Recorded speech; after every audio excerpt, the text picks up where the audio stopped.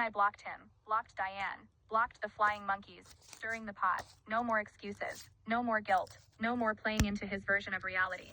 After blocking Richard and Diane, I figured things would quiet down. I focused on my kids, work, and actually enjoying the peace that came with cutting out the drama. But of course, that didn't last long. A week later, my aunt, Richard's sister, reached out. She invited me and the kids over for a small family gathering. She framed it as something casual, just a chance to reconnect. Something felt off. This aunt had never gone out of her way to invite us to anything before, but I decided to go. Maybe she just wanted to catch up. Maybe she saw through Richard's nonsense and wanted to show support. Or maybe, as soon as I walked in, I'd realize I had walked straight into a trap. The moment I stepped through the door, I knew. Richard was there. Diane was there. A handful of other relatives were seated in a semicircle, like they were waiting for some grand speech. It wasn't a gathering, it was a setup. Diane wasted no time getting started. She put on her best concerned voice and launched into something about how the family needed to move forward and repair relationships. She talked about how important it was to keep family bonds strong and how things have gotten out of hand. Richard, playing the wounded grandfather, shook his head and sighed. I just want to see my grandkids. You're keeping them from me. I barely had time to respond before my 14-year-old son, who had clearly had enough, spoke up. No, Grandpa, you don't make time for us. The air in the room shifted immediately. Richard tried to brush it off, acting confused. But my 12-year-old daughter followed up. Why do we have to be the ones to fix things when you don't even try? Silence. Richard looked around, as if expecting someone to step in and back him up, but no one did. Diane, realizing the plan was falling apart, jumped in, trying to shift the blame. Your mom has made you think this way. That's when my 9-year-old, who had been quietly observing the whole thing, dropped the final blow. Mom didn't make us think anything. We just see what you do. It was like a switch flipped. Richard's face turned red, his posture stiffened. For a brief second, it looked like he might actually admit fault. That maybe, just maybe, he'd finally get it. But then he doubled down. You're being disrespectful, he snapped. In my day, kids didn't talk back like this. And that was all I needed to hear. I stood up, looked directly at him, and said, "You just proved why they don't want to be around you." Then I took my kids and walked out. As we stepped outside, my 14-year-old muttered under his breath. That was embarrassing for him. And honestly, he wasn't wrong. After the disaster of the so-called family intervention, I figured Richard would finally take the hint and back off. He had heard the truth straight from my kids, had his little show ruined, and had nothing left to argue. I was wrong. A week later, a message popped up from a friend. Did you see Richard's Facebook post? I hadn't. I had him blocked, but curiosity got the best of me. I checked through his spare account. There it was. A carefully worded post full of vague, passive-aggressive remarks about how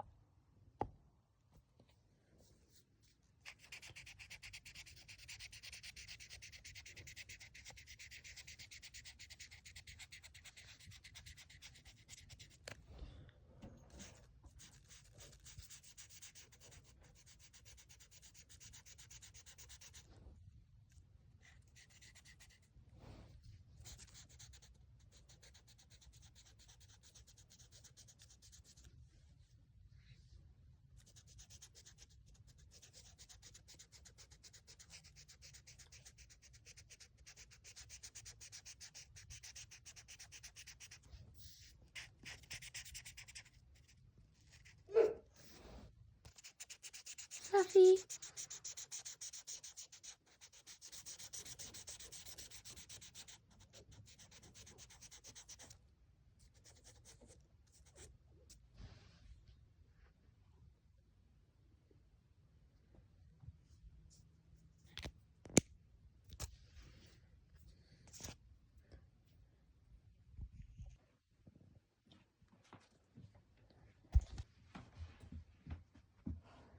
of the devoted wife standing by her poor, mistreated husband.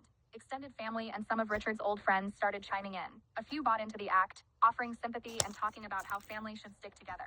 But something else stood out. Some of the younger relatives weren't having it. A cousin, who had always seemed wary of Richard, finally spoke up. "This is funny, considering you forgot my birthday for 10 years straight." Another, who had quietly distanced himself from Richard years ago, chimed in. "You only care about family when there's an audience." Their frustration had clearly been building for a while. Another commented, "You only care about family when there's an audience. Where was this energy when you missed all our graduations?" I debated ignoring it. I wasn't about to engage in whatever pity campaign he was running. But then my 14-year-old son saw the post and asked, "Can I respond?" I kinda want to. I told him it was up to him. He typed one simple comment. "Grandpa, you don't even know our birthdays. Maybe fix that before calling us ungrateful." That was the moment everything exploded. The comment section blew up. Some people tried to defend Richard, but more and more people started calling him out. Screenshots of his post spread in family group chats, and soon it wasn't just my kids who were pushing back, it was cousins, younger relatives, and even a few extended family members who had been on the fence. Richard tried to do damage control, replying with things like, "That's not true, I love all my grandkids." But every time he said something, someone else brought up another forgotten birthday, a broken promise, or a time he just didn't show up. And then he panicked. He deleted the entire post, but it was too late. Screenshots had already spread. Some of his own friends reached out to me privately, apologizing. "I didn't know it was like this," one wrote. Another admitted they had assumed I was just being distant, but now they realized Richard had been feeding them half-truths. Diane naturally lost it. She sent another long, angry message accusing me of humiliating Richard publicly. I sent back a single reply. "No, he humiliated himself. My kids just told the truth." And that was it. From that moment on, Richard's supporters started shrinking. Even some of his oldest friends quietly stopped engaging with him. The pity party dried up. For the first time, I wasn't the one carrying the guilt. For the first time, I felt free. After the Facebook meltdown, I assumed Richard would lay low for a while. The public sympathy he was hoping for had backfired. His old friends were distancing themselves, and most of the younger relatives had sided with my kids. It seemed like Richard never truly let anything go. A week later, my cousin sent me a message. "Hey, your dad just posted some weird thing about wanting to do better." I checked from a spare account. Sure enough, there it was, a new Facebook post, written in the same overly dramatic style as the last. This time, though, he had shifted his tone. Gone was the angry ranting about ungrateful children. Now it was all about rebuilding family bonds and starting fresh. He didn't apologize. He didn't acknowledge anything specific. He just vaguely stated that mistakes were made and that he wanted to heal and reconnect. Diane, of course, was right there in the comments, backing him up. "We just want to be part of our grandkids' lives," she wrote, like she hadn't been stirring the pot the entire time. The reactions were mixed. Some older relatives were eating it up, responding with, "So glad to hear this. Family is everything." But others weren't so quick to buy into the act. One of my cousins replied, "An apology would be a good start." Another added, "You can't just post about healing and expect everything to be fine." Then, a few hours later, I got a text. "Let's put this behind us. I'd love to take the kids out for ice cream." It was so predictable that I almost laughed. No direct apology. No real acknowledgement of what had happened. Just an attempt to sweep it under the rug with a public post and a generic offer to do something nice with the kids. But something was off. He hadn't reached out to my kids personally. He hadn't asked them what they wanted. He hadn't even asked if they were comfortable seeing him again. He just assumed I'd jump at the chance to make everything look normal. I called my kids over and told them about the message. The 14-year-old raised an eyebrow. "That's random." The 12-year-old frowned. "I don't trust him." The 9-year-old shrugged. "Does he even know what kind of ice cream we like?" That told me everything I needed to know. I decided to test him. I replied, "Sure, but let's meet at their soccer game this weekend so you can support them first." And just like that, his entire tone shifted. He responded almost immediately. I was thinking something more one-on-one. Of course he was. I pushed again. "If you want to be involved, show up for them." No response. No showing up. Nothing. 3 days later, my 12-year-old checked Richard's Facebook and found a new post.